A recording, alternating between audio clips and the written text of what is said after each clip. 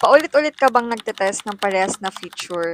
Alam mo ba na may paraan para ang computer na mismo ang gumawa nito? Pag-usapan natin kung ano ang automation testing at kailan ito dapat gamitin. Ano nga ba ang automation testing? Ang automation testing ay ang paggamit ng tools at script para automatic mag-execute ng test cases. Instead na ikaw mag-click ng button at mag-check ng result manually, ang automation tool ang gagawa nito para sa iyo. For example, sa manual testing, ang kailangan mong gawin is open website, log in, check dashboard, and log out. While sa automation testing naman, isang click lang sa test script, automatic gagawin lahat ng steps.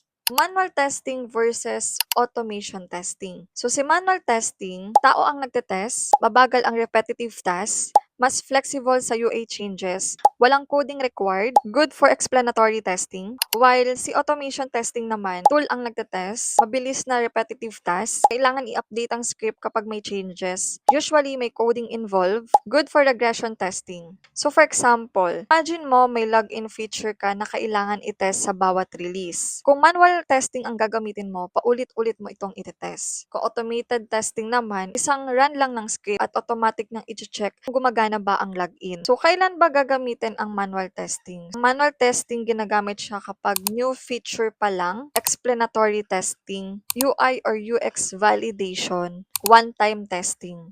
For example, kung bagong feature at hindi pa stable, mas practical na manual testing muna. So, kailan naman ginagamit ang automation testing? Ang automation testing naman ginagamit kapag repetitive test cases, regression testing, smoke testing, or continuous deployment, or tinatawag na CI or CD. For example, bawat deployment kailangan mong i-test ang login, registration, at checkout. So, perfect candidate ito for automation. So, quick recap lang. Manual testing is equals to human execute test, while si automation testing naman is equals to tool execute test. Manual for exploration and new feature, while si automation naman for repetitive and regression testing. Remember, automation doesn't replace testers. It helps tester work faster and focus on more important testing activities. Work smart, not hard. Automate the repetitive. Follow me for more tech tips. Thank you.